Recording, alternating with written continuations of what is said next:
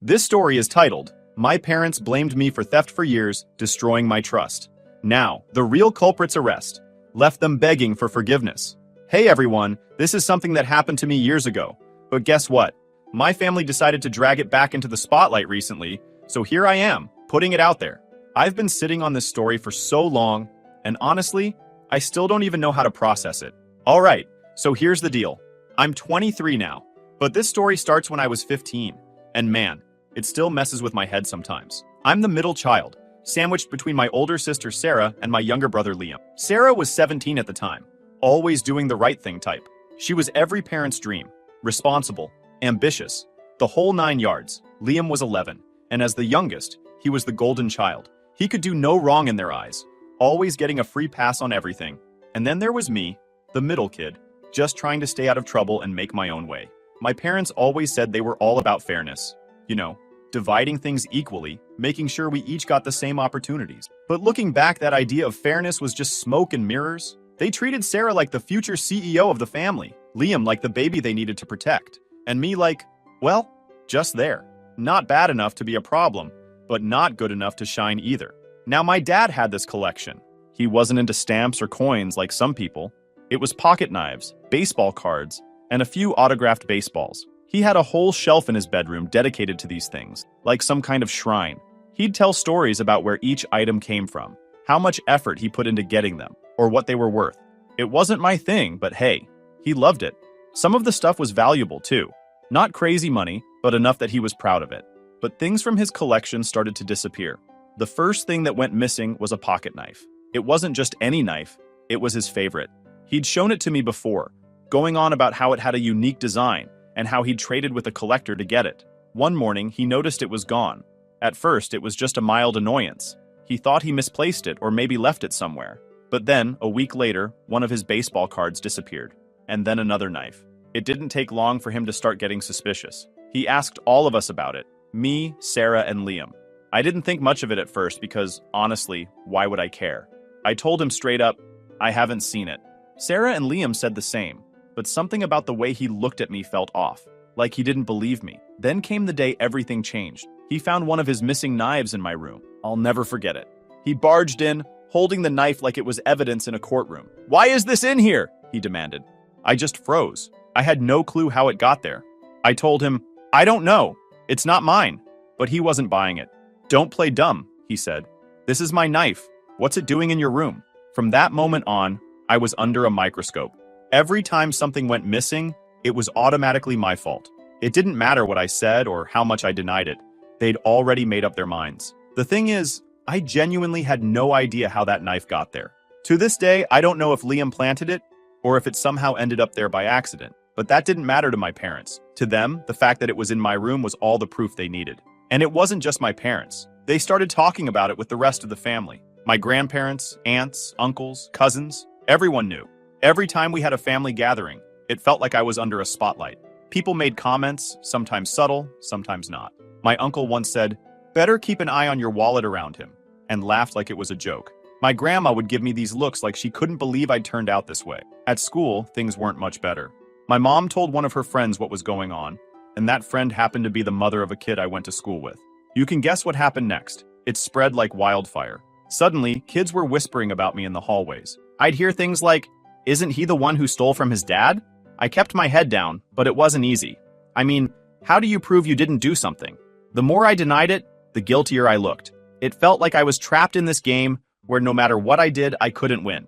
Liam, on the other hand, seemed totally unbothered by the whole thing. He was always in the background, playing his games, doing his homework, acting like the innocent kid he was supposed to be. Sarah stayed neutral, not wanting to get involved, which hurt in its own way. I thought maybe she'd stick up for me, but she didn't. She just kept her distance, like the whole thing was beneath her. The worst part wasn't even the accusations.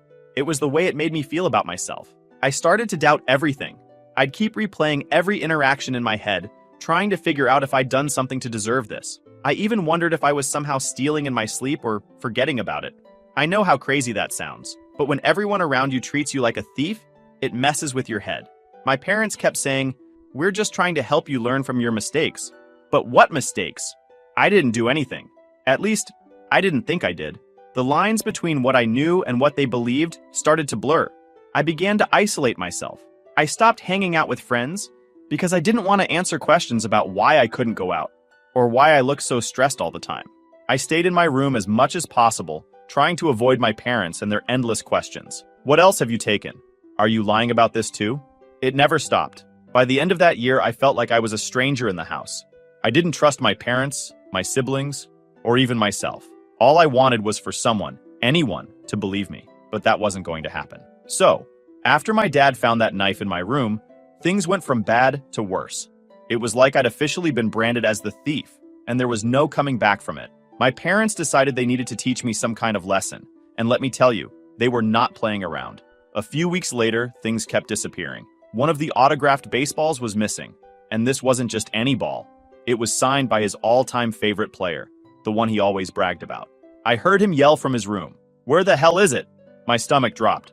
I was sitting on my bed, already tense, and when I heard the anger in his voice, I started shaking. I didn't even know why I was nervous. I hadn't done anything wrong, but I couldn't stop the panic from creeping in. I heard heavy footsteps coming toward my room, and I knew what was coming next. My door flew open, and there he was, holding the empty display case like it was some kind of smoking gun. "You've got 5 seconds to tell me where it is," he snapped. I stammered, trying to say I didn't have it, but he cut me off. "Don't lie to me again. I've had enough of your crap." His voice boomed so loud I thought the walls might crack. I could barely get a word in before he started tearing through my room like a tornado. "First the knife, now this? What else have you taken? Is there anything in this house I can trust you not to steal?" He was opening drawers, throwing my clothes on the floor, ripping my backpack apart, even checking under my bed. I just stood there, shaking and trying not to cry. When he didn't find the ball, he only got angrier. "You think you're clever, don't you?" he shouted, pointing his finger at me like I was a criminal caught red-handed. "Hiding it somewhere I won't find it. Well, guess what? You're not going to get away with it this time." At that point, my mom walked in, but instead of calming him down, she joined in. "Where is it?" she demanded, her voice sharp and accusing. "We've given you chance after chance, and this is how you repay us?" When they left me alone in my room, I started questioning myself. What if they were right? What if I was taking things without realizing it? I mean, how else could the stuff keep disappearing? Maybe I was sleepwalking or had some kind of memory problem. I even started Googling things like unconscious stealing and memory lapses, trying to figure out if there was something wrong with me. It sounds ridiculous now, but back then, I was desperate for an explanation. If I couldn't trust my family to believe me, how was I supposed to trust myself? That night, they sat me down and laid out new rules for me, which was their way of saying my life was about to get even worse. At first, it was little things, grounding me for a couple of days, or taking away my TV privileges. But as more stuff went missing, the punishments got way more intense. They started grounding me for weeks at a time. I wasn't allowed to go anywhere, not to a friend's house, not to the park, not even to walk around the block. They took my phone and sell my computer. I wasn't even allowed to read the books I liked because, according to them, privileges had to be earned back. It didn't stop there. My dad had this thing where he'd assign me chores as part of my discipline, but these weren't normal chores like taking out the trash or cleaning my room. He'd come up with stuff just to make my life miserable. He made me scrub the garage floor with a brush, by hand, because that's what happens when you disrespect other people's property. My mom wasn't any better. She'd make these passive-aggressive comments every chance she got. If I asked for something as simple as a snack, she'd say stuff like, "Oh, so now you're asking permission? How nice of you." Or, "Haven't you taken enough from this family already?" It was constant, and after a while, it started getting to me. I felt like they held too much hate towards me, not just angry at me for the missing stuff, hated me. Looking back now, I can't wrap my head around it. How could parents treat their own kid like that over something so small? It wasn't like they were losing thousands of dollars or priceless heirlooms. It was a knife here, a baseball there. Stuff that, honestly, wasn't even worth all this drama. But the way they acted, you'd think I had ruined their lives. The resentment they held toward me was so obvious, and it cut deep. And let's not forget about Liam and Sarah. Liam just sat back and watched, never saying a word. He'd be playing his games or watching TV while I was stuck scrubbing the baseboards or reorganizing the pantry. Sarah, on the other hand, acted like the whole thing didn't exist. She stayed in her room most of the time, barely acknowledging what was happening. I guess that was her way of staying out of the drama, but it felt like a betrayal. After that, they decided to cancel my birthday. I was supposed to get my driver's license when I turned 16 like any kid, but they said I hadn't earned their trust yet. No party, No presents, not even a happy birthday. It was just another day where I got treated like a criminal in my own house. Bearing their constant punishments, I had enough. I tried talking to my parents about it once. I told them how hard it was being treated like this, how it felt like they were punishing me for something I didn't do. My dad's response? If you don't like it, maybe you shouldn't have taken things that didn't belong to you. My mom just nodded along, like that was the end of the conversation. What really got to me, though, was the inconsistency. One minute, my mom would act like she was trying to help me turn things around, and the next, she'd be telling me how disappointed she was in me. My dad would do the same thing, acting like he was trying to teach me some valuable life lesson, but really just finding new ways to make me feel like a failure. After a while, I stopped trying to fight back. What was the point? No matter what I said, they wouldn't believe me. I thought maybe if I kept my head down and did what they wanted, things would get better. By the time I turned 17, I wasn't the same person I used to be. The constant accusations, punishments, and isolation had done a number on me. I wasn't just angry anymore. I was tired. Tired of trying to explain myself. Tired of hoping things would get better. And tired of feeling like the black sheep of my own family. What happened to me at 15 stayed with me as I grew older, shaping how I saw myself and the world around me. Even now, I catch myself doubting my own worth, questioning whether I deserve the good things in my life, or waiting for the other shoe to drop, even when things are going well. It's like the version of me that got crushed by their mistrust, never fully recovered. My parents didn't treat me like a son anymore. They treated me like a problem they were stuck with. Every interaction with them felt like they were just waiting for me to screw up again. My dad would barely even look at me unless it was to yell or question me about something that had gone wrong. He acted like every mistake, no matter how small, was proof that I couldn't be trusted. If I forgot to do a chore or left something out of place, he'd snap, "Of course. You can't even do this right." My mom wasn't any better. She'd stopped trying to hide her disappointment in me altogether. Anytime she spoke to me, it was either to lecture me about responsibility or to remind me of how much I'd let them down. She had this way of sighing every time I walked into the room, like just seeing me there was enough to ruin her day. Even when I tried to avoid them, it wasn't enough. If I stayed in my room too long, she'd come in and say, "You're not going to hide away forever. That's not how you fix things." But when I did try to engage, it only gave them more chances to remind me how much they didn't trust me. They also stopped giving me any benefit of the doubt. If something went missing, even something small like a pair of scissors or a pack of batteries, the blame automatically landed on me. My dad would say, "Let me guess, you have no idea where it went," with that tone that made it clear he thought I was lying. It didn't matter how many times I denied it or how logical my argument was. They'd already decided I was guilty. The worst part was the constant anxiety. Every sound in the house made me jump, like I was always waiting for the next explosion, the next accusation. I'd catch myself panicking over the smallest things, like leaving my room a mess or accidentally knocking something over. Even when I wasn't being yelled at, my brain would convince me that I was about to be. It was like walking on a tightrope, except I didn't know when or if I'd fall. It's weird how quickly you adapt to stuff, even when it's unfair. I stopped expecting fairness or even kindness from my parents. Instead, I just kept my head down and tried to avoid any situation where they might start another fight. I'd stay in my room most of the time, only coming out when I had to eat or do one of the endless chores they assigned me. So, fast forward a few years. I'm 23 now, living on my own, doing my thing. I moved out right after I turned 18 and never looked back. I'd barely talked to my family since then. Maybe a quick text here or there during the holidays, but that was it. For the most part, I kept my distance. Then, one random afternoon, my phone rang. It was my mom. Honestly, I almost didn't pick up. We hadn't had a real conversation in years, and I wasn't in the mood to fake a polite chat, but something told me to answer, so I did. Right away, I knew something was off. Her tone wasn't the usual casual I was used to.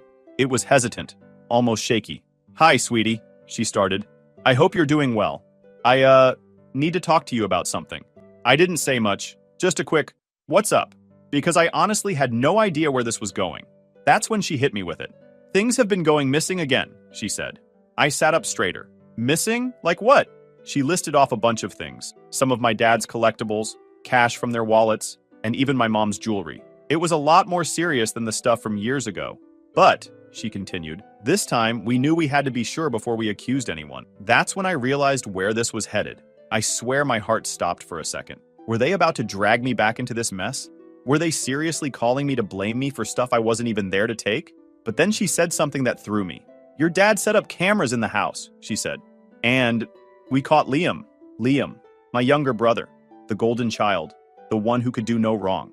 I couldn't even process what she was saying at first. Wait, what? I finally managed to get out. She went on to explain. They'd installed cameras in the hallway leading to their bedroom, and sure enough, they caught Liam sneaking into my dad's room late at night. He'd been taking stuff and hiding it in Sarah's old bedroom. Apparently, he'd been at it for years, probably even back when I was still living there. I didn't know whether to laugh or scream. On one hand, I felt vindicated. All those years of being accused, punished, humiliated, it wasn't me. It was never me. But on the other hand, I was furious. Furious that it had taken them so long to figure it out. Furious that they'd let it go this far and left me with a trauma that I deal with until this day. My mom kept talking, apologizing, and trying to explain. She said she and my dad felt awful for how they'd treated me. We should have believed you, she said. We were wrong and we're so sorry. Sorry. That's what she said. Like one word could magically erase years of being treated like garbage. Then she said, we want you to come to my birthday dinner next week. It would mean a lot to us if we could see you and talk about this in person. I didn't answer right away. I just sat there, gripping my phone, trying to decide whether to hang up or let her finish. Eventually, I said I'd think about it and ended the call. After I hung up, my mind was spinning. All these years, they'd made me feel like I was broken, like I was a liar and a thief. And now they wanted me to just show up for a nice family dinner and let bygones be bygones? I wasn't sure what to do. Part of me wanted to tell them to shove their apology where the sun doesn't shine. But another part of me, maybe the part that still craved some kind of closure, wanted to hear them out. A couple of days later, my dad, Mark, called me. That was a surprise because he's never been the type to admit when he's wrong. He started off with the usual small talk, asking how I was doing, how work was going. Then he got to the point. I just want to say I'm sorry, he said. I messed up. We messed up.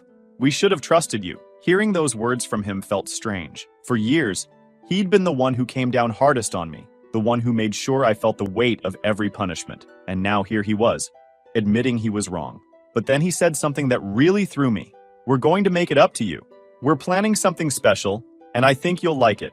I asked what he meant, but he just said, you'll see, and left it at that. In the days leading up to my mom's birthday, I kept going back and forth on whether I should go. I didn't want to forgive them. Not yet, anyway. But I was curious to see what they had to say, what they were willing to do to make things right. At the same time, I couldn't shake the anger. All those years, they'd treated me like a criminal while Liam got away with everything. And now that the truth was out, they expected a quick apology to fix everything? It wasn't that simple. When the day of the dinner came, I still hadn't made up my mind. I thought about texting my mom to say I wasn't coming, but something stopped me. Maybe I wanted to see if they were serious about making amends. Or maybe I just wanted to hear them say it to my face. Either way, I decided to go. So, I showed up to my mom's birthday dinner, and let me tell you, I wasn't exactly thrilled to be there. I hadn't seen most of my family in years, and now I was supposed to sit at the same table with them, like everything was fine. The dinner was at some fancy restaurant, the kind of place my parents wouldn't normally go to, unless it was for something big. My mom greeted me at the door like nothing had ever happened. I'm so glad you came, she said, smiling like she didn't spend years treating me like a thief. My dad was already at the table, giving me this awkward nod, which I guess was his version of being apologetic. The first half hour was weird. My parents tried to keep things light. Small talk, asking about work, pretending they cared about my life now. Liam was there too, sitting at the other end of the table, looking like he wished he was anywhere else. I didn't even bother making eye contact with him. But the whole vibe changed when one of my cousins, Emily, decided to stir the pot. She's the type who can't resist making a scene, and this dinner was no exception. Out of nowhere, she says, loud enough for the whole table to hear, "Better keep an eye on your wallets, everyone. You know how things tend to go missing around here." I swear the whole restaurant went silent. My dad tried to laugh it off like it was a harmless joke, but I wasn't having it. I leaned forward, staring straight at her, and said, "Don't worry, Emily. I'm sure your boyfriends say the same thing about you when they're comparing notes." Yeah, it was harsh. Maybe too harsh. But I wasn't in the mood to play nice and bearing her bullshit. Emily's face turned bright red, and she started tearing up. Her dad, my Uncle Mike, jumped in immediately. "That's enough," he said, glaring at me. "You've got no right to talk to her like that, especially after everything you've put this family through." I couldn't believe what I was hearing. "What I've put this family through," I shot back. "Are you serious right now? After all the crap I went through because you people couldn't figure out who the real thief was? You're still blaming me?" Mike doubled down, saying something about family harmony, and how I should be more respectful. I couldn't take it anymore. I stood up, looked right at my parents, and said, "This is what you created.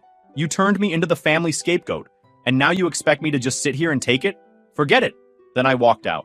I didn't even make it to my car before my dad caught up to me. "Wait," he said, looking more stressed than I'd ever seen him. "You don't have to apologize for what just happened. That wasn't your fault." I stopped and stared at him. "You're damn right it wasn't my fault. But what are you going to do about it?" He didn't have an answer. He just stood there, looking uncomfortable. "We're trying to fix things," he finally said. "We really are." I didn't respond. I just got in my car and drove home. A couple of days later, Sarah called me. She hadn't been at the dinner, which wasn't surprising since she'd been living in another state and barely visited. "Mom told me what happened," she said, "and for what it's worth, I think you handled it better than I would have." Sarah's always been the level-headed one, but hearing her side with me felt good. She told me Liam had finally confessed to everything, not just the recent thefts, but the stuff from years ago too. According to Sarah, my mom had a complete meltdown when she found out. "She's been crying for days," Sarah said. "She feels awful about how she treated you." Good. She should feel awful. But that didn't mean I was ready to forgive her. Later that week, my mom called again. This time, she sounded more desperate than apologetic. "We want to make this right," she said. "Your dad and I are selling some of our things to help pay off your student loans, and we're planning to get you a new car. It's the least we can do." I told her straight up, "I don't want your money, and I don't want your car. You can't buy your way out of this." She started crying again, but I didn't care. For years, I'd been treated like the family screw-up. And now, they thought a few expensive gifts would make me forget about it? Not a chance. But things shifted when Liam got arrested. He'd stolen my grandpa's truck and crashed it into a streetlight about 2 miles from their house. The truck was totaled, and my grandparents were furious. They kicked him out and refused to let him come back until he paid for the damage. My parents canceled Liam's college fund to help cover the costs. That's when I found out they'd planned to use part of that money to buy me the car they'd been talking about. The irony was almost funny. When my dad called to tell me about it, he sounded more defeated than I'd ever heard him. "We've made so many mistakes," he said. "I don't expect you to forgive us, but I hope you'll at least let us try to make things right." I didn't know what to say. I kind of wanted to believe him, to give them a chance to fix things. But the other part of me, the part that had spent years being blamed, punished, and humiliated, wasn't ready to let it go. I told him I'd think about it, but deep down, I already knew my answer. After everything that happened, the dinner, the arguments, the endless calls from my parents, I was done. Done with the apologies, done with their guilt trips, and done pretending like this was something that could be fixed. I gave it a lot of thought over the next few weeks. Every time my phone buzzed, I'd feel that pit in my stomach, knowing it was probably my mom or dad trying to check in again. I didn't answer most of the time. What was the point? They always said the same things. "We're sorry. We're trying to make things right. We just want to move forward." But none of it felt real. Here's the thing.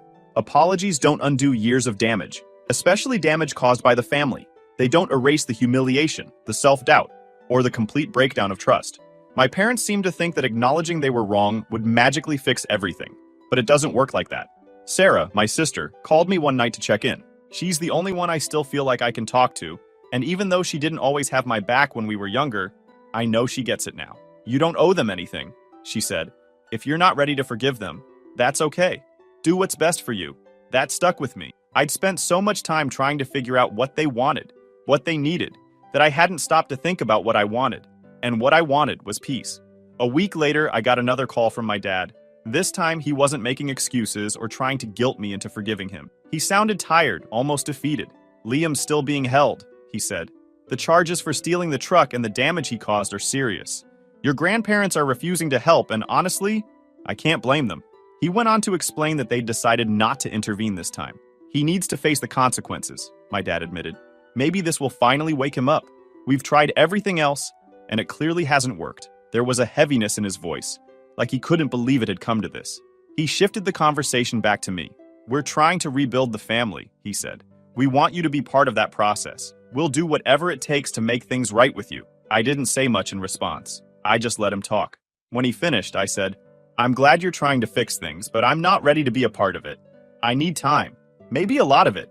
He sighed. "I understand," he said. "Just know that the door is always open if you change your mind." Around the same time, my mom sent me a long email. It was the first time she'd really put everything into words, and I could tell she meant it. She apologized for the years of mistrust, for not defending me, for letting things get as bad as they did. She admitted that they'd failed as parents, and that they didn't know how to make up for it. I appreciated the effort, but the damage was already done. I'd spent years trying to make them see me for who I really was, and now that they finally did, it didn't change the fact that they'd already broken me. The truth is, I don't know if I'll ever forgive them. Do I let go of all the anger and move forward? I honestly feel like I've been so much better off without their constant drama. Since leaving, I've built a life for myself that felt lighter, freer, and honestly, more at peace. I don't know how they crawled back to my life again. I'm exhausted just thinking about going back into that dynamic, even if they're trying to change. For now, I'm staying where I am, on my own, figuring out what I really want. I'll keep you all updated if anything changes, but for now, this is where I'm at. Final update. Hey everyone! It's been a while since I last shared what was happening, and things have taken a turn. After everything that's gone on with my family, I finally hit my breaking point. So, Liam ended up getting out of his arrest. My parents apparently scraped together enough to help him post bail, and the court let him off with probation since it was his first major offense. But even though he's out, he's still in trouble. Sarah told me that he's staying with our grandparents, but they're keeping him on a tight leash. He has to get a job, pay them rent, and follow strict rules to prove he's growing up. You'd think after all of that, he might show some remorse or try to change, but no. According to Sarah, Liam's been sneaking money from my parents' emergency savings account to buy video games and snacks. It's not as dramatic as stealing a truck, but it's enough to make me realize that nothing has changed. Meanwhile, I couldn't help but compare. I was cast out for years over something I didn't even do, and here they were bending over backward to give Liam chance after chance. When it came to me, their solution was to treat me like dirt until I left. But for Liam, they couldn't bear to cut him off, no matter how much damage he caused. That's when I made my decision. I sat down one night and wrote out a message to my parents.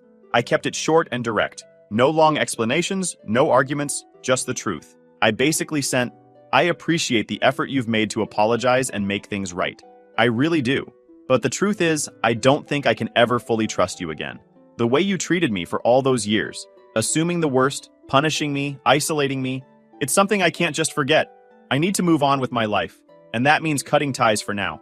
Maybe someday I'll feel differently, but right now, I need space. Please don't contact me anymore. I'll reach out if and when I'm ready. Take care." Sarah called me the next day, and I told her what I'd done. She didn't judge me or try to talk me out of it. "I get it," she said. "You have to do what's right for you." That was the most validating thing I'd heard in a long time. Liam never reached out. Not that I expected him to. From what Sarah told me, he's been acting like nothing is his fault, which doesn't surprise me one bit. It's just who he is. It's been a few months now since I sent that message, and honestly, I feel good about my decision. Cutting ties wasn't easy, but it was necessary. For the first time in a long time, I feel like I can breathe.